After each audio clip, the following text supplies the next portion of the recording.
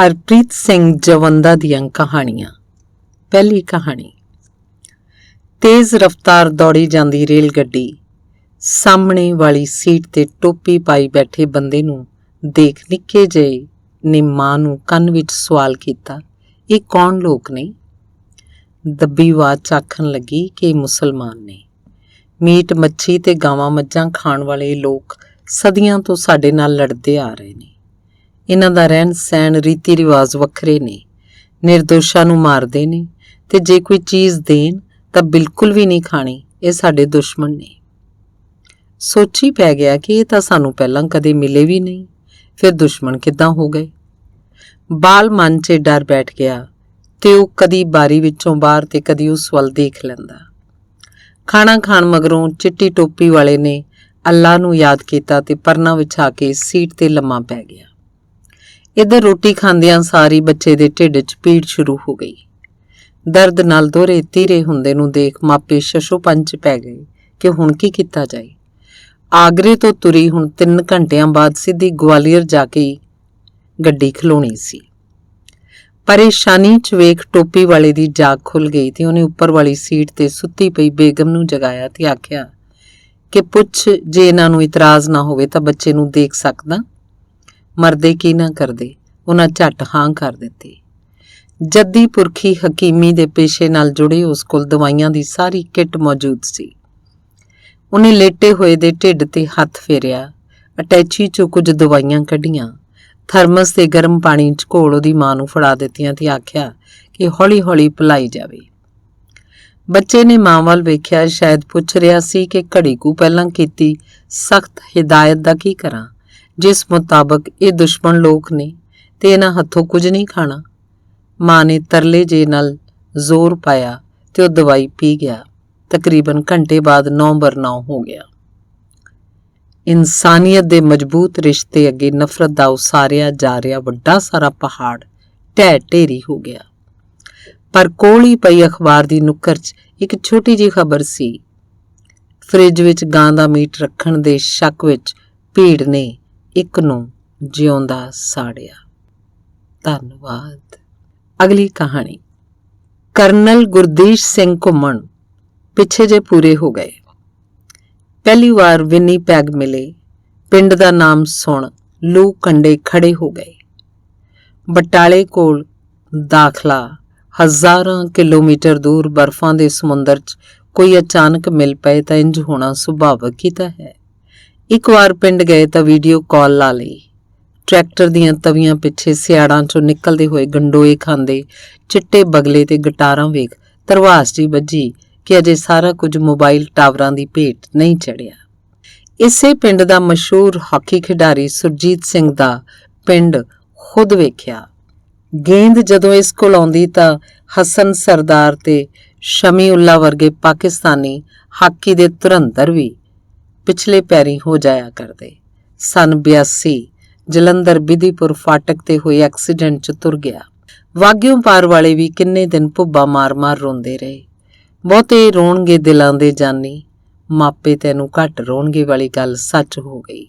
Nowshera Majha Singh ji GT road ਦੇ ਐਨ ਕੰਢੇ ਤੇ ਬਣੇ ਪ੍ਰਾਇਮਰੀ ਸਕੂਲ ਦੀ ਛੱਤ ਤੇ ਬੈਠੇ ਸਾਰਾ ਦਿਨ ਸੜਕ ਤੋਂ ਲੰਘਦੇ ਟਰੈਕਟਰ ਤੇ ਰੋਡਵੇਜ਼ ਦੀਆਂ ਬੱਸਾਂ ਗਿਣਦਿਆਂ ਕਈ ਵਾਰ ਕੁੱਟ ਵੀ ਪੈ ਜਾਇਆ ਕਰਦੀ। ਮੱਲੂ ਦੁਆਰਾ ਪਿੰਡ ਤੋਂ ਪੰਜਾਬੀ ਦੀ ਮੈਡਮ ਖੋਖਰ, ਫੌਜੀਆਂ ਗੁਰਪ੍ਰੀਤ ਘੁੱਗੀ ਦੇ ਪਿੰਡ ਦੀ ਸ਼ਕੁੰਤਲਾ ਮੈਡਮ।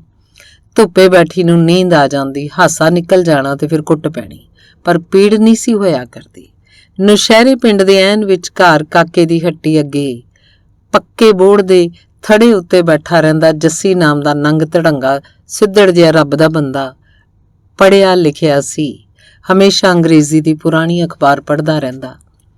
ਕਦੀ ਕੁਛ ਨਹੀਂ ਸੀ ਆਖਦਾ ਸਾਨੂੰ, ਫਿਰ ਵੀ ਉਹ ਤੋਂ ਪੇਮੀ ਦੇ ਨਿਆਣਿਆਂ ਵਾਂਗ ਡਰੀ ਜਾਂਦੇ। ਮੇਰੇ ਨਾਲ ਪੜ੍ਹਦੇ ਕਈ ਮਿੱਤਰ ਪਿਆਰੇ, ਰਵੇਲ ਸਿੰਘ, ਗੁਰਵਿੰਦਰ ਸਿੰਘ, ਮਸ਼ਹੂਰ ਖਾੜਕੂ ਰਾਜਵੀਰ ਸਿੰਘ ਗੁਰਦਾਸਪੁਰੀ ਦਾ ਨਿੱਕਾ ਭਾਈ ਅਰਜਨ ਸਿੰਘ, ਮਹਾਵੀਰ ਸਿੰਘ ਸਤਕੋਹੇ ਤੋਂ ਦਿਲਬਾਗ ਸਿੰਘ, ਜਿਗਰੀ ਯਾਰ ਸੰਤੋਖ ਸਿੰਘ ਰੰਧਾਵਾ ਅਜੇ ਵੀ ਵਿਨੀਪੈਗ ਸ਼ਹਿਰ ਵਿੱਚ ਏ। ਛੀਨੇ ਪਿੰਡ ਦਾ ਸੁਰਜੀਤ ਸਿੰਘ ਤੇ ਪ੍ਰਿਤਪਾਲ ਸਿੰਘ। ਤੀਰਥ ਸਿੰਘ ਦੀ ਦਾਦੀ ਅੱਧੀ ਛੁੱਟੀ ਵੇਲੇ ਦੁੱਧ ਦਾ ਗਲਾਸ ਲੈ ਕੇ ਆਉਂਦੀ ਤਾਂ ਈਰਖਾ ਹੁੰਦੀ। ਪੀਰ ਦੀ ਸੈਨ, ਗੋਦਰਪੁਰ, ਕੈਲੇ ਕਲਾਂ, ਘੁੰਮਣ ਕਲਾਂ ਤੇ ਪੁੱਲ, ਕੁੰਜਰਾਂ ਤੋਂ ਆਉਂਦੇ ਹੋਰ ਵੀ ਕਿੰਨੇ ਸਾਰੇ ਸ਼ਕਲਾਂ ਯਾਦ ਨੇ, ਨਾਮ ਭੁੱਲ ਗਏ। ਨਾਵਾਂ ਮਗਰ ਘੁੰਮਣ, ਜਵੰਦਾ ਰੰਧਾਵਾ ਲਾਉਣਾ ਭਾਵੇਂ ਭੁੱਲ ਜਾਈਏ, ਪਰ ਸਿੰਘ ਕੌਰ ਲਾਉਣਾ ਜ਼ਰੂਰੀ ਹੁੰਦਾ। ਨੌਸ਼ਹਿਰੇ ਹਲਵਾਈਆਂ ਦਾ ਮੁੰਡਾ ਗੰਗਾ ਰਾਮ ਇੱਕ ਵਾਰ ਸਕੂਲੋਂ ਭੱਜ ਲੱਗ ਗਏ ਕਮਾਦ 'ਚ ਵੜ ਗਿਆ। ਵਰਦੇ ਮੀਂਹ 'ਚ ਲੱਤੋਂ ਫੜ ਲਿਆਂਦਾ ਸੀ। ਸੁਚੈਨੀਆਂ ਪਿੰਡ ਤੋਂ ਮਾਸਟਰ ਮਿਲਖੀ ਰਾਮ ਬੇਦੀ ਪਿੱਛੋਂ ਪਾਕਿਸਤਾਨ ਨਾਰੋਵਾਲ ਸਿਆਲਕੋਟ ਵਿੱਚ ਘਰ ਪੈਂਦੇ ਡੁਮਾਲੇ ਪਿੰਡ ਵਿੱਚ ਮੇਰੇ ਪਿਤਾ ਜੀ ਨੂੰ ਵੀ ਪੜ੍ਹਾਇਆ। 1981-82 ਦੇ ਬਿਨਾਂ ਇੰਟਰਨੈਟ ਦੇ ਜ਼ਮਾਨੇ ਸਕੂਲ ਵਾਲੇ ਮਸ਼ਹੂਰੀ ਲਈ ਸਾਡਾ ਪਿੰਡੋਂ ਪਿੰਡ ਪੈਦਲ ਮਾਰਚ ਕਰਵਾਇਆ ਕਰਦੇ। ਅਰਜਨਪੁਰਾ, ਸਤਕੋਹਾ, ਡੁੱਡੀਪੁਰ, ਥੇ ਗੁਲਾਮ ਨਬੀ, ਖੂੰਡਾ, ਹਰਸੀਆਂ, ਸਟਕੋਹਾ, ਸੇਖਵਾਂ, ਪੇਰੂਸ਼ਾ, ਇੱਥੋਂ ਤੱਕ ਇੱਕ ਵਾਰ ਅਜੋਕੇ ਰਣਜੀਤ ਬਾਵਾ ਦੇ ਪਿੰਡ ਵਡਾਲਾ ਗ੍ਰੰਥੀਆਂ ਤੀਕਰ ਵੀ ਜਾ ਪੜੇ। ਮੁੜਕੋ ਮੁੜਕੀ ਹੋਇਆ ਹੱਥ ਨਾਲ ਗੇੜਨ ਵਾਲੇ ਨਲਕੇ ਨੂੰ ਵੇਖ ਜਾਨ 'ਚ ਜਾਨ ਪੈ ਜਾਂਦੀ। ਸੋ ਦੋਸਤੋ, ਲੰਘੇ ਵੇਲੇ ਤੇ ਲੰਘੇ ਪਾਣੀ ਮੁੜ ਪਰਤ ਕੇ ਕਦੇ ਨਹੀਂ ਆਉਂਦੇ, ਪਰ ਬਚਪਨ ਵੇਲੇ ਦੇ ਉਹਨਾਂ ਇਲਾਕਿਆਂ ਦਾ ਉਹੀ ਸਰੂਪ ਅਜੇ ਵੀ ਮਨਾਂ 'ਚ ਵਸਿਆ ਹੋਇਆ ਹੈ। ਆਪਣੇ ਇਲਾਕੇ ਦੇ ਪਿੰਡਾਂ ਦੇ ਨਾਮ ਪੜ੍ਹ ਜੇ ਕੋਈ ਸੁੱਤਾ ਜਜ਼ਬਾਤ ਜਾਗ ਪਏ ਤਾਂ ਮੇਰੇ ਧੰਨ ਭਾਗ, ਕਿਉਂਕਿ ਕਰੋੜਾਂ ਅਰਬਾਂ ਖਰਚ ਕੇ ਵੀ ਸਮੇਂ ਨੂੰ ਪੁੱਠਾ ਗੇੜਾ ਦੇਣਾ ਅਜੇ ਇਨਸਾਨ ਦੇ ਵੱਸ 'ਚ ਨਹੀਂ ਹੋਇਆ। ਸੂਏ ਕੱਸੀਆਂ ਟੱਪਦੇ ਗਏ, ਸਮੁੰਦਰ ਟੱਪ, ਜਿੰਨੀ ਵੱਡੀ ਛਾਲ ਸੀ ਓਨੀ ਵੱਡੀ ਸੱਟ। ਧੰਨਵਾਦ। ਅਗਲੀ ਕਹਾਣੀ। ਜਹਾਜ਼ ਵਿੱਚ ਟਾਵੀਂ ਟਾਵੀਂ ਸਵਾਰੀ ਹੀ ਸੀ। ਵੈਨਕੂਵਰ ਤੋੜਦਿਆਂ ਹੀ ਖਾਣੇ ਮਗਰੋਂ ਉਹਨਾਂ ਸਾਰੀਆਂ ਬੱਤੀਆਂ ਬੁਝਾ ਦਿੱਤੀਆਂ ਗਈਆਂ। ਲਗਭਗ ਹੋ ਗਏ ਹਨੇਰੇ ਵਿੱਚ ਅਚਾਨਕ ਬਾਥਰੂਮ ਵਾਲੇ ਪਾਸਿਓਂ ਨਿੱਕਾ ਜਿਹਾ ਇੱਕ ਬੱਚਾ ਮੇਰੇ ਕੋਲ ਆਇਆ ਤੇ ਮੇਰੀਆਂ ਲੱਤਾਂ ਤੋਂ ਉੱਪਰ ਹੀ ਚੜ੍ਹ ਨਿੱਘੇ ਕੰਬਲ ਅੰਦਰ ਵੜ ਸੌਂ ਗਿਆ। ਮੈਂ ਸਮਝ ਗਈ ਕਿ ਮਾਂ ਦੇ ਭੁਲੇਖੇ 'ਚ ਇੱਥੇ ਆ ਗਿਆ। ਫਿਰ ਵੀ ਉਹਦਾ ਸਿਰ ਥਾਪੜਦੀ ਹੋਈ ਨੇ ਘੇਸ ਵੱਟ ਰੱਖੀ। ਘੜੀ ਕੁ ਮਗਰੋਂ ਉਹਦੀ ਮਾਂ ਵੀ ਉਹਨੂੰ ਲੱਭਦੀ ਹੋਈ ਉੱਧਰ ਨੂੰ ਆ ਗਈ। ਇਸ਼ਾਰੇ ਨਾਲ ਆਖਿਆ ਕਿ ਫਿਕਰ ਨਾ ਕਰ, ਮੇਰੀ ਬੁੱਕਲ 'ਚ ਹੀ ਪਿਆ, ਤੇ ਨਾਲ ਹੀ ਕੰਬਲ ਚੁੱਕ ਮੂੰਹ ਵਿਖਾ ਦਿੱਤਾ। ਉਹਨੇ ਪਹਿਲਾਂ ਮੇਰੇ ਤੋਂ ਮਾਫ਼ੀ ਮੰਗੀ ਤੇ ਫਿਰ ਉਹਨੇ ਗੂੜੀ ਨੀਂਦ 'ਚ ਪਏ ਨੂੰ ਚੁੱਕ ਕੇ ਲਿਜਾਣ ਲੱਗੀ। ਉਹ ਜਿੰਨਾ ਖਿੱਚੇ ਓਨਾ ਹੀ ਇਕੱਠਾ ਹੋਈ ਜਾਵੇ। ਅਖੀਰ ਉਹਨੇ ਉੱਚੀ ਸਾਰੀ ਆਵਾਜ਼ ਦਿੱਤੀ। ਇਸ ਵਾਰ ਅੱਖਾਂ ਮਲਦਾ ਹੋਇਆ ਉੱਠਿਆ, ਪਹਿਲਾਂ ਮੇਰੇ ਵੱਲ ਵੇਖਿਆ ਤੇ ਫਿਰ ਆਪਣੀ ਮਾਂ ਦੇ ਚਿਹਰੇ ਵੱਲ, ਫਿਰ ਘੂਰੀ ਜੀ ਵੱਟ ਧੂ ਕੇ ਆਪਣੀ ਮਾਂ ਵੱਲ ਨੂੰ ਹੋ ਗਿਆ। ਦੂਰ ਜਾਂਦਾ ਹੋਇਆ ਵੀ ਮੁੜ ਮੁੜ ਇੰਝ ਵੇਖੀ ਜਾਵੇ ਜਿੱਦਾਂ ਮੈਂ ਕੋਈ ਵੱਡਾ ਗੁਨਾਹ ਕਰ ਲਿਆ ਹੋਵੇ। ਮਗਰੋਂ ਦਿੱਲੀ ਤੱਕ ਕਿੰਨੀ ਵਾਰ ਕੋਲੋਂ ਦੀ ਲੰਘਿਆ, ਪਰ ਤੇਵਰ ਗੁੱਸੇ ਵਾਲੇ ਹੀ ਸੀ। ਪਰ ਮੈਂ ਅੰਦਰੋਂ ਖੁਸ਼ ਸਾਂ ਕਿ ਚਲੋ ਭੁਲੇਖੇ ਨਾਲ ਹੀ ਸਹੀ। ਚਿਰਾਂ ਬਾਅਦ ਘੜੀ ਦੋ ਘੜੀ ਲਈ ਇੱਕ ਵੱਖਰਾ ਜਿਹਾ ਅਹਿਸਾਸ ਤਾਂ ਹੋਇਆ। ਦਿੱਲੀ ਅੱਪੜਨ ਤੱਕ ਮਾਝੇ ਦੀਆਂ ਕਿੰਨੀਆਂ ਸਾਰੀਆਂ ਉਹਨਾਂ ਮਾਵਾਂ ਨੂੰ ਯਾਦ ਕਰਦੀ ਹੋਈ ਆਈ ਜਿਨ੍ਹਾਂ ਦੇ ਪੁੱਤ ਨਿੱਘੇ ਕੰਬਲਾਂ 'ਚੋਂ ਦੀ ਧੂ ਕੇ ਐਸੇ ਦੂਰ ਲਿਜਾਏ ਗਏ ਕਿ ਕਰਮਾਂ ਮਾਰੀਆਂ ਅਖੀਰ ਤੱਕ ਉਹਨਾਂ ਨੂੰ ਉਡੀਕਦੀਆਂ ਹੀ ਮੁੱਕ ਗਈਆਂ। ਪਿੰਡ ਸੱਜਰ ਸੂਈ ਗਾਂ ਦਾ ਵੱਛਾ ਹੋਇਆ ਕਰਦਾ ਸੀ। ਧਾਰ ਚੋਣ ਵੇਲੇ ਜਦੋਂ ਖੋਲ੍ਹਣਾ ਤਾਂ ਕਮਲਾ ਭੁਲੇਖੇ ਨਾਲ ਕੋਲ ਵੱਜੀ ਮੱਝ ਹੇਠ ਹੀ ਜਾ ਪਿਆ ਕਰਦਾ। ਉਹ ਵੀ ਐਸੀ ਰੱਬ ਦੇ ਨਾਮ ਵਾਲੀ, ਬਿਨਾਂ ਲੱਤ ਹਿਲਾਇਆ ਦੁੱਧ ਚੁੰਘਾਈ ਜਾਣਾ। ਅਸਲ ਮਾਂ ਨੇ ਸੰਗਲ ਤੁੜਾਉਣ ਤੱਕ ਜਾਣਾ। ਮਾਂ ਦੇ ਥਣਾਂ 'ਚੋਂ ਨਿਕਲਦਾ ਹੋਇਆ ਦੁੱਧ ਹੋਵੇ ਤੇ ਭਾਵੇਂ ਉਹਦੀ ਬੁੱਕਲ ਦਾ ਨਿੱਘ, ਹੁੰਦਾ ਤੇ ਹਰੇਕ ਦਾ ਇੱਕੋ ਜਿਹਾ ਹੀ ਹੈ। ਫਰਕ ਕਰਨਾ ਬੜਾ ਮੁਸ਼ਕਿਲ ਹੁੰਦਾ ਹੈ। ਪਰ ਜਦੋਂ ਕਿਧਰੇ ਕਿਸੇ ਮਾਂ ਨੂੰ ਵਕਤ ਤੋਂ ਪਹਿਲਾਂ ਰਵਾਨਗੀ ਪਾਉਣੀ ਪੈ ਜਾਏ ਤਾਂ ਕਈ ਬਾਪ ਮਾਵਾਂ ਦਾ ਰੂਪ ਧਾਰਦੇ ਖੁਦ ਅੱਖੀਂ ਵੇਖੇ ਨੇ। ਧੰਨਵਾਦ। ਅਗਲੀ ਕਹਾਣੀ। ਕੈਨੇਡਾ ਦਾ ਇੱਕ ਅਸਲ ਵਪਾਰੀ ਸਾਂਝੀ ਕਰਨ ਲੱਗਾ ਹਾਂ। ਉਹ ਬਿਜਲੀ ਬੋਰਡ ਦੀ ਨੌਕਰੀ ਤੋਂ ਰਿਟਾਇਰਮੈਂਟ ਲੈ ਕੇ ਪਰਿਵਾਰ ਸਮੇਤ ਕੈਨੇਡਾ ਆ ਗਿਆ। 2-3 ਮਹੀਨੇ ਟੱਕਰਾਂ ਮਾਰਨ ਮਗਰੋਂ ਹਾਰ ਕੇ $8 ਘੰਟੇ ਦੇ ਹਿਸਾਬ ਨਾਲ ਕੰਸਟਰਕਸ਼ਨ ਦੇ ਕੰਮ ਤੇ ਲੱਗ ਗਿਆ। ਠੇਕੇਦਾਰ ਤੇ ਹੈ ਹੀ ਸੀ ਪੂਰਾ ਗੁਰਸਿੱਖ, ਪਰ ਗੁੱਸਾ ਬੜੀ ਛੇਤੀ ਕਰ ਜਾਇਆ ਕਰਦਾ। ਬੋਲ ਪਾਣੀ ਵੀ ਬੜੀ ਮਾੜੀ ਵਰਤਿਆ ਕਰਦਾ। 15 ਦਿਨਾਂ ਮਗਰੋਂ ਬਣਦੇ ਪੈਸੇ ਮੰਗੇ ਤਾਂ ਕੀਤੇ ਕੰਮ 'ਚ ਨੁਕਸ ਗਿਣਾਉਂਦਾ ਆਖਣ ਲੱਗਾ ਕਿ ਤੇਰਾ ਕੀਤਾ ਹੋਇਆ ਤੇ ਮੈਨੂੰ ਨਵੇਂ ਸਿਰਿਓਂ ਦੁਬਾਰਾ ਤੋਂ ਕਰਵਾਉਣਾ ਪਿਆ। ਉੱਥੋਂ ਕੰਮ ਛੱਡ ਪੀਜ਼ਾ ਡਿਲੀਵਰੀ ਤੇ ਲੱਗ ਗਿਆ। ਬੇਗਾਨਾ ਸ਼ਹਿਰ ਤੇ ਨਵਾਂ ਮਾਹੌਲ, ਅਕਸਰ ਹੀ ਗਲੀਆਂ ਤੇ ਸੜਕਾਂ ਦੇ ਨਾਵਾਂ ਦਾ ਭੁਲੇਖਾ ਲੱਗ ਜਾਇਆ ਕਰਦਾ। ਆਰਡਰ ਲੇਟ ਹੋ ਜਾਣ ਤੇ ਪੈਸਿਆਂ ਤੇ ਵੱਡਾ ਕੱਟ ਲੱਗ ਜਾਇਆ ਕਰਦਾ। ਇੱਕ ਵਾਰ ਛੇਤੀ ਦੇ ਚੱਕਰ 'ਚ ਇੱਕੋ ਦਿਨ 2 ਟ੍ਰੈਫਿਕ ਟਿਕਟਾਂ ਮਿਲ ਗਈਆਂ। ਉਹਨੇ ਕਮਾਏ ਨਹੀਂ ਜਿੰਨੇ ਭਰਨੇ ਪੈ ਗਏ। ਹਮੇਸ਼ਾ ਇਸੇ ਸੋਚ ਵਿੱਚ ਡੁੱਬਿਆ ਰਹਿੰਦਾ ਕਿ ਕੀ ਸੋਚਿਆ ਸੀ ਤੇ ਕੀ ਹੋ ਗਿਆ। ਵਹੁਟੀ ਰੋਜ਼ ਹੀ ਪੁੱਛ ਲਿਆ ਕਰੇ ਕਿ ਪੈਸੇ ਮਿਲ ਗਏ। ਅੱਗੋਂ ਆਖਿਆ ਕਰੇ ਕਿ ਕੱਲ ਦਾ ਕਰਾਰ ਕੀਤਾ ਅਗਲੇ ਨੇ। ਤੇ ਇੱਕ ਵਾਰੀ ਅੱਧੀ ਰਾਤ ਨੂੰ ਨਾਲ ਦੀ ਪੁੱਛਣ ਲੱਗੀ ਕਿ ਕੀ ਗੱਲ ਚੁੱਪ-ਚੁੱਪ ਕਿਉਂ ਰਹਿੰਦੇ ਹੋ ਅੱਜ ਕੱਲ। ਅੱਖਾਂ 'ਚ ਪਾਣੀ ਆ ਗਿਆ। ਦਿਲ ਤੇ ਬੀਤਦੀ ਸਾਰੀ ਗੱਲ ਸਾਫ਼-ਸਾਫ਼ ਦੱਸ ਦਿੱਤੀ। ਨਾਲ ਦੀ ਭਾਵੇਂ ਪੜ੍ਹੀ ਲਿਖੀ ਘੱਟ ਸੀ ਤੇ ਪਿੱਛੇ ਕਦੀ ਨੌਕਰੀ ਵੀ ਨਹੀਂ ਸੀ ਕੀਤੀ, ਪਰ ਪਾਠ ਸਿਮਰਨ 'ਚ ਬੜੀ ਟੇਕ ਸੀ। ਦਿਲ ਛੱਡ ਗਏ ਨਾਲ ਦੇ ਨੂੰ ਦੇਖ ਸ਼ੇਰਨੀ ਬਣ ਗਈ। ਆਖਣ ਲੱਗੀ ਘਬਰਾਇਓ ਨਾ, ਵਾਹਿਗੁਰੂ ਕਰੂ ਕੁਝ ਨਾ ਕੁਝ, ਸਾਡਾ ਦਿਲ ਜੋ ਸਾਫ਼ ਏ।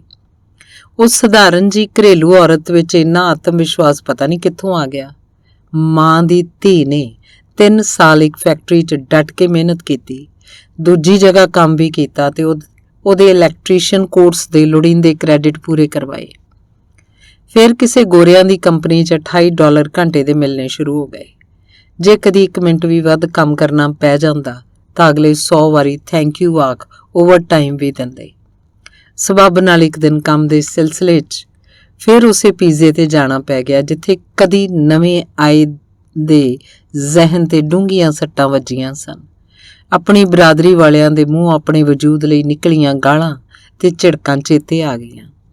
ਪਰ ਸ਼ੁਕਰਾਨਾ ਕਰਦਾ ਸੋਚਣ ਲੱਗਾ ਕਿ ਇਹਨਾਂ ਭਲੇ ਪੁਰਸ਼ਾਂ ਦੇ ਮੂੰਹੋਂ ਨਿਕਲੇ ਚੰਗੇ ਮੰਦੇ ਬੋਲ ਤੇ ਦਿਲ ਤੇ ਮਾਰੀਆਂ ਸੱਟਾਂ ਰੂਹ ਨੂੰ ਨਾ ਟੁੰਬਦੀਆਂ ਤਾਂ ਅੱਜ ਇੱਥੇ ਨਾ ਹੁੰਦਾ ਜਿੱਥੇ ਵਾਹਿਗੁਰੂ ਨੇ ਪਹੁੰਚਾ ਦਿੱਤਾ। ਜਬੈ ਬਾਣ ਲਾਗੇ ਤਬੈ ਰੋਸ ਜਾਗੇ। ਅੱਜ ਅੰਮ੍ਰਿਤਸਰ ਦੀ ਇੱਕ ਖਬਰ ਪੜ੍ਹੀ। 17 ਸਾਲ ਦੇ ਮੁੰਡੇ ਨੇ ਦਰਿਆ 'ਚ ਛਾਲ ਮਾਰ ਜੀਵਨ ਲੀਲਾ ਖਤਮ ਕਰ ਲਈ ਕਿਉਂਕਿ ਦਾਖਲੇ ਦੇ ਇਮਤਿਹਾਨ 'ਚ ਆਏ ਘੱਟ ਨੰਬਰਾਂ ਕਾਰਨ ਮਾਪੇ ਉਹ ਤੋਂ ਵੱਧ ਨਿਰਾਸ਼ਾ ਦੇ ਆਲਮ 'ਚ ਜਾ ਡੁੱਬੇ ਸਨ।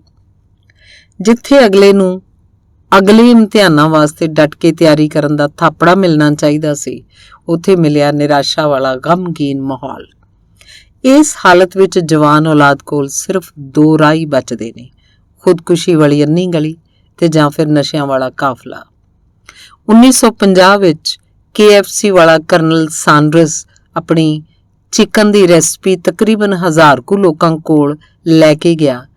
ਕਿਤੇ ਉਹਦੀ ਰੈਸਪੀ ਦਾ ਮਜ਼ਾਕ ਉਡਾਇਆ ਗਿਆ, ਕਿਤੇ ਉਹਦੀ ਚਿੱਟੀ ਪੈਂਟ ਤੇ ਚਿੱਟੇ ਕੋਟ ਦਾ, ਪਰ ਬੰਦੇ ਨੇ ਹਿੰਮਤ ਨਹੀਂ ਹਾਰੀ। ਅੱਜ ਆਪਣੇ ਸ਼ਹਿਰ ਵਿਨੀਪੈਗ ਵਿੱਚ ਹੀ KFC ਦੀਆਂ ਤਕਰੀਬਨ 12 ਲੋਕੇਸ਼ਨਾਂ ਨੇ। ਸੋ ਦੋਸਤੋ, ਕਿਸੇ ਠੀਕ ਹੀ ਆਖਿਆ ਹੈ, ਹਾਸ਼ਮ ਫਤਿਹ ਨਸੀਬ ਉਹਨਾਂ ਨੂੰ ਜਿਨ੍ਹਾਂ ਹਿੰਮਤ ਯਾਰ ਬਣਾਈ। ਧੰਨਵਾਦ। ਇਸ ਕਹਾਣੀ ਦਾ ਮੁੱਢ ਏਦਾਂ ਹੈ। ਕੈਨੇਡਾ ਦਾ ਇੱਕ ਅਸਲ ਵਾਪਰੀ ਸਾਂਝੀ ਕਰਨ ਲੱਗਾ ਹਾਂ। ਉਹ ਬਿਜਲੀ ਬੋਰਡ ਤੋਂ ਨੌਕਰੀ ਤੋਂ ਰਿਟਾਇਰਮੈਂਟ ਲੈ ਕੇ ਪਰਿਵਾਰ ਸਮੇਤ ਕੈਨੇਡਾ ਆ ਗਿਆ। ਅਗਲੀ ਕਹਾਣੀ। ਵਿਆਹ ਦੀ 50ਵੀਂ ਵਰ੍ਹੇਗੰਢ ਸਾਨੂੰ ਦੋਹਾਂ ਨੂੰ ਇੱਕ ਤੰਗ ਜਿਹੇ ਸੋਫੇ ਤੇ ਬਿਠਾਇਆ ਸੀ। ਬਥੇਰੀ ਨਾ ਨੁੱਕਰ ਵੀ ਕੀਤੀ, ਪਰ ਪੋਤਰੇ ਦੋਤਿਆਂ ਦੀ ਜ਼ਿੱਦ ਅੱਗੇ ਗੋਡੇ ਟੇਕਣੇ ਪਏ। ਬੈਠੇ ਬੈਠੇ ਮੇਰੀ ਸੂਰਤ 5 ਦਹਾਕੇ ਪਹਿਲਾਂ ਜੇਠ ਮਹੀਨੇ ਟੁੱਕੀ ਜੰਝ ਵੱਲ ਨੂੰ ਮੁੜ ਗਈ। ਰੰਗ ਬਰੰਗੀਆਂ ਪਰਾਂਦੀਆਂ ਨਾਲ ਸ਼ਿੰਗਾਰੇ ਹੋਏ ਤਕਰੀਬਨ 15-16 ਟਾਂਗੇ ਕੱਚੇ ਪੱਕੇ ਰਾਹਾਂ ਤੇ ਇੱਕੋ ਲਾਈਨ 'ਚ ਸਿਰ ਤੁਰੇ ਜਾ ਰਹੇ। ਪੂਰੀ ਮੌਜ ਨਾਲ 30 ਕਿਲੋਮੀਟਰ ਦਾ ਸਫ਼ਰ ਪੂਰੇ 6 ਘੰਟਿਆਂ 'ਚ ਮੁੱਕਿਆ। ਰਾਹ 'ਚ ਪਛੇਤੀ ਕਣਕ ਸਾਂਭਦੇ ਕਈ ਸ਼ੌਂਕੀ ਕੰਮ ਧੰਦਾ ਛੱਡ ਤੁਰੀ ਜਾਂਦੀ ਜੰਝ ਵੇਖਣ ਰਾਹ ਤੇ ਆ ਖਲੋਤੇ। ਖੁੱਲੇ ਟਾਈਮ, ਖੁੱਲੇ ਮਾਹੌਲ, ਨਾ ਲੇਟ ਹੋਣ ਦਾ ਫਿਕਰ ਤੇ ਨਾ ਹੀ ਹਨੇਰੇ ਪਏ ਵਾਪਸ ਪਰਤਣ ਦੀ ਕੋਈ ਚਿੰਤਾ ਹੀ। ਉੱਥੇ ਅੱਪੜ ਕੇ ਹੀ ਪਤਾ ਲੱਗਣਾ ਸੀ ਜੰਝ ਕਿੰਨੇ ਦਿਨ ਰਹਿਣੀ ਸੀ। ਅਗਲੇ ਘਰ ਢੁੱਕੇ ਤਾਂ ਵੱਡੀ ਸਾਰੀ ਪਸਾਰ ਵਿੱਚ ਭੁੰਜੇ ਪੰਗਤ ਵਿੱਚ ਹੀ ਖਾਣੀ ਪੀਣੀ ਦਾ ਬੰਦੋਬਸਤ ਸੀ। ਸਾਰਾ ਪਿੰਡ ਕੋਠੇ ਚੜ ਵੇਖਣ ਆਇਆ।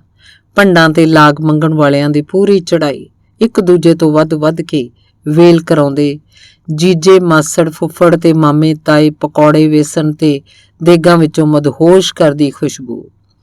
ਜਦੋਂ ਬਿਨਾਂ ਦੇਖਿਆ ਰਿਸ਼ਤਾ ਤੈਅ ਹੋਇਆ ਤਾਂ ਕਿੰਨੀਆਂ ਭਾਨੀਆਂ ਵੱਜੀਆਂ। ਕੁੜੀ ਦੀਆਂ ਅੱਖੀਆਂ ਦਾ ਉਘਾੜ ਤੇ ਕੱਦ ਥੋੜਾ ਛੋਟਾ ਹੈ।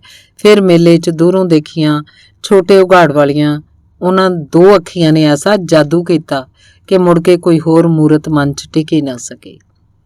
ਆਨੰਦ ਕਾਰਜ ਮੌਕੇ ਲੰਮੇ ਸਾਰੇ ਘੁੰਡ 'ਚ ਲੁਕੀ ਹੋਈ ਨੂੰ ਕਿੰਨੇ ਸਾਰੇ ਭਰਾਵਾਂ ਨੇ ਚੁੱਕ ਕੇ ਲਿਆਂਦਾ। ਇੱਕ ਵੇਰ ਜੀ ਕੀਤਾ ਕਿ ਧੌਣ ਟੇਢੀ ਜੀ ਕਰਕੇ ਵੇਖਾ ਤਾਂ ਸਹੀ, ਪਰ ਹਿਆ ਜਿਹਾ ਨਾ ਪਿਆ। ਘੂਰੀਆਂ ਵੱਟੀ ਘੇਰਾ ਪਾਈ ਖਲੋਤੇ ਉਹਦੇ ਕਿੰਨੇ ਸਾਰੇ ਭਾਈ ਮੈਨੂੰ ਸਾਹਿਬਾਂ ਦੇ ਭਾਈਆਂ ਤੋਂ ਵੀ ਵੱਧ ਡਰਾਉਣੇ ਲੱਗੇ। ਸਿਹਰਾ ਪੜਨ ਮਗਰੋਂ ਜਦੋਂ ਸਿੱਖਿਆ ਪੜ੍ਹਨੀ ਸ਼ੁਰੂ ਕੀਤੀ ਤਾਂ ਇਹਦਾ ਰੋਣ ਨਿਕਲ ਗਿਆ। ਮੇਰਾ ਮਨ ਵੀ ਭਰ ਜਿਹਾ ਗਿਆ ਸੀ। ਜੀ ਕੀਤਾ ਇਹਦੇ ਹੰਝੂ ਪੂੰਝਦਿਆਂ, ਪਰ ਇੰਜ ਕੀਤਿਆਂ ਸ਼ਾਇਦ ਕੋਈ ਜੱਗੋਂ ਤੇਰਵੀਂ ਹੋ ਗਈ ਹੁੰਦੀ। ਫਿਰ ਤੀਜੇ ਦਿਨ ਤੜਕੇ ਸੂਰਜ ਦੀ ਟਿੱਕੀ ਨਾਲ ਹੀ ਵਾਪਸ ਪਰਤ ਤੁਰੀ ਬਰਾਤੀ। ਨਹਿਰ ਕੰਢੇ ਤੁਰਿਆ ਆਉਂਦਾ ਟਾਂਗਿਆਂ ਦਾ ਕਾਫਲਾ, ਬੜਕਾਂ ਮਾਰਦੇ ਬਰਾਤੀ, ਅੱਡੀਆਂ ਚੁੱਕ ਚੁੱਕ ਵੇਖਦੀ ਰਾਹ ਦੇ ਪਿੰਡਾਂ ਦੀ ਲੁਕਾਈ। ਤੇਰੇ ਲੌਂਗ ਦਾ ਪਿਆ ਲਿਸ਼ਕਾਰਾ ਤੇ ਹਾਲੀਆਂ ਨੇ ਹਲ ਡੱਕ ਲਏ। ਫਿਰ ਵਾਕਈ ਹਲ ਡੱਕ ਡੱਕ ਖਲੋ ਖਲੋ ਵੇਖਦੇ ਕਿੰਨੇ ਸਾਰੇ ਹਾਲੀ। ਸ਼ਾਹ ਵੇਲੇ ਦੀਆਂ ਰੋਟੀਆਂ ਵਾਲਾ ਛਿੱਕੂ ਚੁੱਕੀ ਜਾਂਦੀਆਂ ਮੁਟਿਆਰਾਂ, ਹਵੇਲੀਆਂ ਵਿੱਚੋਂ ਖੂਹਾਂ ਵੱਲ ਨੂੰ ਤੁਰਿਆ ਜਾਂਦਾ ਡੰਗਰਾਂ ਦਾ ਵੱਗ। ਅਜੀਬ ਨਸ਼ਾ ਤੇ ਅਜੀਬ ਜਿਹਾ ਸਰੂਰ ਸੀ। 50 ਸਾਲ ਪਹਿਲਾਂ ਵਾਲੀਆਂ ਉਹਨਾਂ ਅਨਮੋਲ ਘੜੀਆਂ ਨਾਲ ਜੁੜੀ ਹੋਈ ਮੇਰੀ ਸੂਰਤ ਉਦੋਂ ਟੁੱਟੀ ਜਦੋਂ ਕੰਨ ਪਾੜਵੇਂ ਸੰਗੀਤ ਦੇ ਰੌਲੇ ਰੱਪੇ 'ਚ ਇਹਨੇ ਹੌਲੀ ਕਰਕੇ ਹੁੱਜ ਜਿਹੀ ਮਾਰੀ। ਸ਼ਾਇਦ ਪੁੱਛ ਰਹੀ ਸੀ, ਧਿਆਨ ਕਿੱਧਰ ਹੈ ਤੁਹਾਡਾ? ਵਧਾਈਆਂ ਮੁਬਾਰਕਾਂ ਦੇ ਨਾ ਮੁੱਕਣ ਵਾਲੇ ਸਿਲਸਿਲੇ ਦੇ ਦੌਰਾਨ ਗੌਰ ਨਾਲ ਉਸ ਵੱਲ ਤੱਕਿਆ ਤਾਂ ਹੁਸਨ ਵਾਲੇ ਬਾਗ ਦੇ ਫੁੱਲ ਅਜੇ ਵੀ ਕਾਫੀ ਤਰੋ ਤਾਜ਼ਾ ਲੱਗੇ। ਸ਼ਾਇਦ ਦੋਤੀਆਂ ਪੋਤੀਆਂ ਨੂੰਹਾਂ ਧੀਆਂ ਨੇ ਧੱਕੇ ਨਾਲ ਥੋੜਾ ਬਹੁਤ ਮੇਕਅਪ ਵੀ ਕਰਵਾ ਦਿੱਤਾ ਸੀ। ਸ਼ੇਰ ਚੇਤੇ ਆ ਗਿਆ, ਮਾਸ਼ੂਕ ਕਾ ਬੁਢਾਪਾ लज्जत दिला रहा है, अंगूर का मजाब किशमिश में आ रहा है। ਅਤੀਤ ਦੇ ਵਹਿਣ 'ਚ ਵਹਿੰਦੇ ਹੋਏ ਨੇ ਮਲਕੜੇ ਜੇ ਉਹਦਾ ਹੱਥ ਫੜ ਲਿਆ। ਉਹਨੇ ਵੀ ਇਸ ਸਵੇਰ ਛੁਡਾਉਣ ਦੀ ਕੋਈ ਕੋਸ਼ਿਸ਼ ਨਹੀਂ ਕੀਤੀ। ਫਿਰ ਘੜੀ ਕੁ ਮਗਰੋਂ ਨੇ ਛੁਪਲੇ ਜੇ ਆਪਣਾ ਸਿਰ ਮੇਰੇ ਮੋਢੇ ਤੇ ਆ ਰੱਖਿਆ।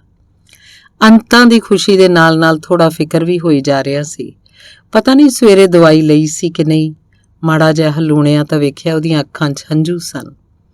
ਇਹਨੇ ਨੂੰ ਇੱਕ ਨਵਾਂ ਵਿਆਹਿਆ ਜੋੜਾ ਫੋਟੋ ਖਿਚਾਉਣ ਪਿੱਛੇ ਆਣ ਖਲੋ ਗਿਆ। ਕੈਮਰੇ ਦੀ ਫਲੈਸ਼ ਦੇ ਨਾਲ ਹੀ ਨਵੀਂ ਵਿਆਹੀ ਆਪਣੇ ਨਾਲ ਦੇ ਨੂੰ ਆਖ ਰਹੀ ਸੀ, ਅਕਲ ਸਿੱਖੋ ਕੁਝ, ਵੇਖੋ ਕਿੱਡੇ ਪਿਆਰ ਨਾਲ ਬੈਠੇ ਨੇ ਦੋਵੇਂ। ਇਸ਼ਕ ਭਾਵੇਂ 50 ਸਾਲ ਪੁਰਾਣਾ ਹੈ, ਪਰ ਮੁਹੱਬਤ ਅਜੇ ਵੀ ਡੁੱਲ ਡੁੱਲ ਪੈ ਰਹੀ ਹੈ। ਇੰਨੀ ਗੱਲ ਸੁਣ ਮੈਂ ਮਨ ਹੀ ਮਨ ਹੱਸ ਪਿਆ। ਇੱਕ ਵੇਰ ਜੀ ਕੀਤਾ ਕਿ ਪਿਛਾਂ ਮੁੜ ਆਖ ਦੇਵਾਂ ਕਿ ਬੀਬਾ ਜੀ, ਇਨਸਾਨ ਸ਼ਕਲੋਂ ਭਾਵੇਂ ਜਿੰਨਾ ਮਰਜ਼ੀ ਬੁੱਢਾ ਲੱਗੀ ਜਾਵੇ, ਪਰ ਦਿਲ ਤੇ ਕਦੇ ਝੁਰੜੀਆਂ ਨਹੀਂ ਪੈਂਦੀਆਂ। ਧੰਨਵਾਦ। ਅਗਲੀ ਕਹਾਣੀ। ਰਿਸ਼ਤੇਦਾਰ ਮੈਨੂੰ ਅਕਸਰ ਹੀ ਹਿਸਾਬਣ ਆਖ ਸੱਦਿਆ ਕਰਦੇ। ਗੱਲ ਗੱਲ ਤੇ ਕਾਪੀ ਪੈਨਸਿਲ ਕੱਢ ਹਿਸਾਬ ਕਰਨ ਲੱਗ ਜਾਇਆ ਕਰਦੀ ਸੀ। ਸ਼ਾਇਦ ਇਸੇ ਲਈ ਗੁੜਗਾਉਂ ਨਵਾਂ ਕੰਮ ਸ਼ੁਰੂ ਕੀਤਾ ਤਾਂ ਕਿਸੇ ਦੀ ਸਿਫਾਰਿਸ਼ ਤੇ ਚੜ੍ਹਦੀ ਉਮਰ 2 ਮੁੰਡੇ ਕੰਮ ਤੇ ਰੱਖ ਲਏ। ਬਾਪ 84 ਵੇਲੇ ਆਟੋ ਰਿਕਸ਼ੇ ਸਣੇ ਖਤਮ ਕਰ ਦਿੱਤਾ ਸੀ ਤੇ ਮਾਂ ਦੋਹਾਂ ਨੂੰ ਦਾਦੀ ਦੇ ਹਵਾਲੇ ਕਰ ਕਿਸੇ ਹੋਰ ਥਾਂ ਬੈਠ ਗਈ। ਨਿੱਕੇ ਵੱਲ ਤੱਕਿਆ ਕਰਦੀ ਤਾਂ ਅੱਖਾਂ ਭਰ ਆਉਂਦੀਆਂ। ਉਹ ਅਕਸਰ ਹੀ ਵੱਡੇ ਭਰਾ ਦੀ ਕਮੀਜ਼ ਫੜ ਸਵਾਲੀਆ ਨਜ਼ਰਾਂ ਨਾਲ ਮੇਰੇ ਵੱਲ ਤੱਕੀ ਜਾਇਆ ਕਰਦਾ। ਸੋਚਦੀ ਵਕਤਾਂ ਮਾਰਿਆਂ ਦੀ ਮਾਂ ਇੰਜ ਨਹੀਂ ਸੀ ਗੁਆਚਣੀ ਚਾਹੀਦੀ। ਕਈ ਵਾਰ ਕੁਵੇਲਾ ਹੋ ਜਾਂਦਾ ਤੇ ਸਾਡੇ ਕੋਲ ਹੀ ਬਾਹਰ ਬਣੇ ਕੁਆਟਰ ਵਿੱਚ ਸੌਂ ਜਾਇਆ ਕਰਦੇ। 6 ਕੁ ਸਾਲ ਹੋ ਗਏ, ਨਿੱਕਾ ਵੱਡੇ ਨਾਲੋਂ ਵਾਹਵਾ ਕੱਦ ਕੱਢ ਗਿਆ। ਇੱਕ ਦਿਨ ਸਰਦਾਰ ਜੀ ਕਾਹਲੀ ਨਾਲ ਆਏ ਤੇ ਆਖਣ ਲੱਗੇ, ਦੋਵੇਂ ਆਖਦੇ ਨੇ ਕਿ ਸਾਡਾ ਹਿਸਾਬ ਕਰ ਦਿਓ। ਹੈਰਾਨੀ ਹੋਈ ਕਿ ਦੋਵੇਂ ਉਸੇ ਵੇਲੇ ਕੋਲ ਸੱਦ ਲਏ। ਪਹਿਲਾਂ ਤਾਂ ਹੈਰਾਨ ਹੋਈ ਨੇ ਦੋਵੇਂ ਉਸੇ ਵੇਲੇ ਕੋਲ ਸੱਦ ਲਏ। ਪਹਿਲਾਂ ਤਾਂ ਅੱਖਾਂ ਹੀ ਨਾ ਮਿਲਾਉਣ। ਫਿਰ ਵਜ੍ਹਾ ਪੁੱਛੀ ਤਾਂ ਨਿੱਕਾ ਬੋਲ ਪਿਆ, ਸਰਦਾਰ ਹੋਰੀ ਸਾਨੂੰ ਅੱਜ ਬਹੁਤ ਗੁੱਸੇ ਹੋਏ, ਉਹ ਵੀ ਸਭ ਦੇ ਸਾਹਮਣੇ। ਹੁਣ ਸਾਡਾ ਜੀ ਨਹੀਂ ਕਰਦਾ ਇੱਥੇ ਕੰਮ ਕਰਨ ਨੂੰ। ਆਂਦਰਾਂ ਨੂੰ ਖਿੱਚ ਜਿਹੀ ਪੈ ਗਈ। ਫਿਰ ਵੀ ਬਾਹਰੀ ਹਾਵ ਭਾਵ ਕਾਬੂ 'ਚ ਰੱਖਦੀ ਹੋਈ ਨੇ ਗੱਲ ਪੁੱਛ ਲਈ, ਕਿੰਨਾ ਚਿਰ ਹੋ ਗਿਆ ਦੋਵਾਂ ਨੂੰ ਇੱਥੇ ਕੰਮ ਕਰਦਿਆਂ? ਆਖਣ ਲੱਗੇ, ਜੀ ਤਕਰੀਬਨ 6 ਸਾਲ। ਫਿਰ ਅਗਲਾ ਸਵਾਲ ਕੀਤਾ ਕਿ ਇਹਨਾਂ 6 ਵਰਿਆਂ 'ਚ ਦੱਸਿਓ ਖਾ ਭਲਾ ਕਿੰਨੀ ਕੁ ਵਾਰੀ ਝਿੜਕ ਮਾਰੀ ਸਰਦਾਰ ਹੋਰਾਂ? ਕੁਝ ਸੋਚਣ ਮਗਰੋਂ ਆਖਣ ਲੱਗੇ, ਜੀ 5-6 ਵਾਰੀ ਤੇ ਜ਼ਰੂਰ ਝਿੜਕਿਆ ਹੀ ਹੋਣਾ। ਇੱਕ ਵਾਰੀ ਤੇ ਚਪੇੜ ਵੀ ਕੱਢ ਮਾਰੀ ਸੀ, ਚੇਤਾ ਏ। ਮੈਂ ਕੋਲ ਪਿਆ ਕੈਲਕੂਲੇਟਰ ਚੁੱਕ ਲਿਆ ਤੇ ਹਿਸਾਬ ਸ਼ੁਰੂ ਕਰ ਦਿੱਤਾ। ਫਿਰ ਆਖਣਾ ਸ਼ੁਰੂ ਕਰਤਾ ਕਿ ਪੁੱਤਰੋ 6 ਵਰਿਆਂ 'ਚ ਪੂਰੇ 2190 ਦਿਨ ਹੁੰਦੇ ਨੇ ਤੇ ਇਹਨਾਂ ਸਾਰੇ ਦਿਨਾਂ 'ਚੋਂ ਜੇ ਝਿੜਕਾਂ ਵਾਲੇ ਉਹ 6 ਦਿਨ ਘਟਾ ਲਏ ਜਾਣ ਤੇ ਬਾਕੀ ਬਚਦੇ ਨੇ ਪੂਰੇ 2184 ਦਿਨ। ਇਹਨਾਂ 2184 ਦਿਨਾਂ 'ਚ ਤੁਹਾਨੂੰ ਇਸ ਘਰੋਂ ਜਿੰਨਾ ਵੀ ਲਾਡ ਪਿਆਰ ਮਿਲਿਆ ਉਹ ਮੋੜਦੇ ਜਾਓ ਤੇ ਤੁਹਾਨੂੰ ਜਾਣ ਦੀ ਪੂਰੀ ਖੁੱਲ੍ਹ ਏ। ਦੋਹਾਂ ਨੀਵੀਆਂ ਪਾ ਲਈਆਂ। ਮੁਹੱਬਤ ਨਾਲ ਭਿੱਜਿਆ ਤੀਰ ਸ਼ਾਇਦ ਆਪਣਾ ਕੰਮ ਕਰ ਗਿਆ ਸੀ ਤੇ ਨਾਲ ਹੀ ਕੰਮ ਕਰ ਗਿਆ ਸੀ ਕੈਲਕੂਲੇਟਰ ਤੇ ਕੀਤਾ ਇੱਕ ਹਿਸਾਬਣ ਦਾ ਹਿਸਾਬ। ਅੱਜ ਪੂਰੇ 15 ਵਰੇ ਹੋ ਗਏ। ਦੋਵੇਂ ਇੱਥੇ ਹੀ ਕੰਮ ਕਰਦੇ ਨੇ ਨੌਕਰ ਬਣ ਕੇ ਨਹੀਂ, ਸਗੋਂ ਮਾਲਕ ਦੇ ਬਰੋਬਰ ਬੈਠ ਕੇ। ਪਿਆਰ ਮੁਹੱਬਤ ਵਾਲੀ ਖਾਦ ਨਾਲ ਪਾਲਿਆ ਇਤਬਾਰ ਵਾਲਾ ਇੱਕ ਬੂਟਾ ਜਦੋਂ ਜਵਾਨ ਹੁੰਦਾ ਹੈ ਤਾਂ ਵਾਕਈ ਬੜੀ ਗੂੜੀ ਛਾਂ ਦਿੰਦਾ ਹੈ। ਧੰਨਵਾਦ। ਅਗਲੀ ਕਹਾਣੀ। ਅੱਗੇ ਸੈਰ ਨੂੰ ਸ਼ਾਮੀ 5 ਵਜੇ ਨਿਕਲਿਆ ਕਰਦਾ ਸੀ, ਪਰ ਉਸ ਦਿਨ 3 ਵਜੇ ਹੀ ਜਾ ਬੈਂਚ ਮੱਲ ਲਿਆ। ਬੈਠਦਿਆਂ ਹੀ ਦਿਮਾਗ 'ਚ ਪੁੱਠੇ ਸਿੱਧੇ ਖਿਆਲ ਭਾਰੂ ਹੋਣੇ ਸ਼ੁਰੂ ਹੋ ਗਏ।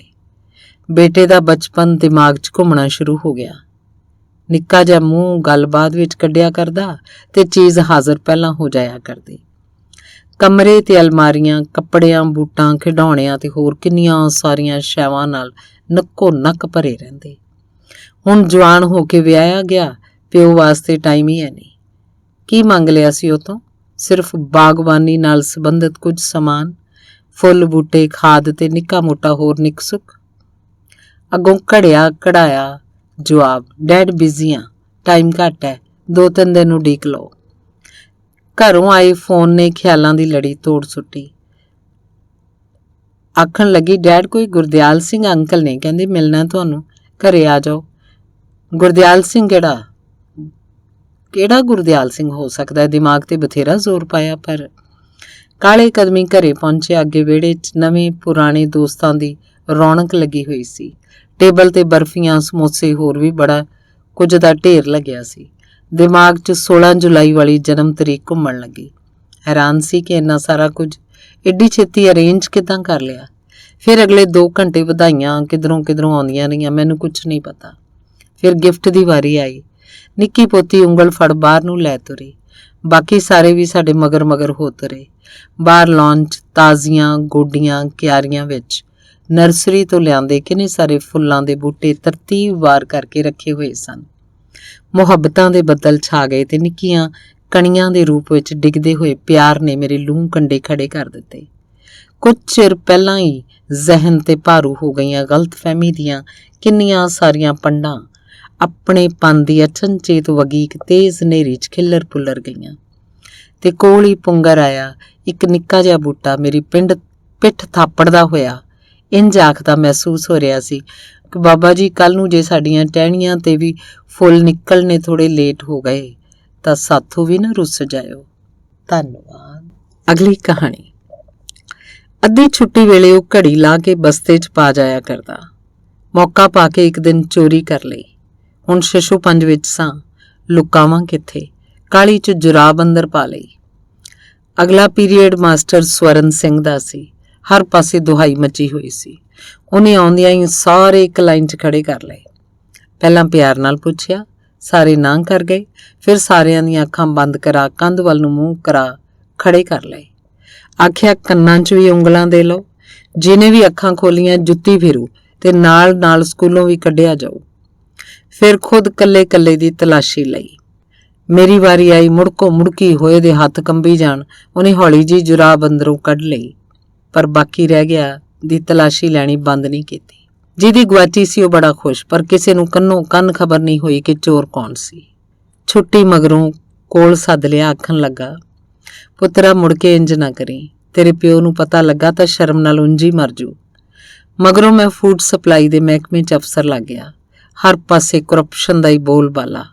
ਪਰ ਜਦੋਂ ਵੀ ਕੋਈ ਐਸੀ ਵੈਸੀ ਕਮਾਈ ਲਾਗੇ ਆਉਣ ਲੱਗਦੀ, ਮਾਸਟਰ ਸਵਰਨ ਸਿੰਘ ਦਿਸ ਪਿਆ ਕਰਦਾ।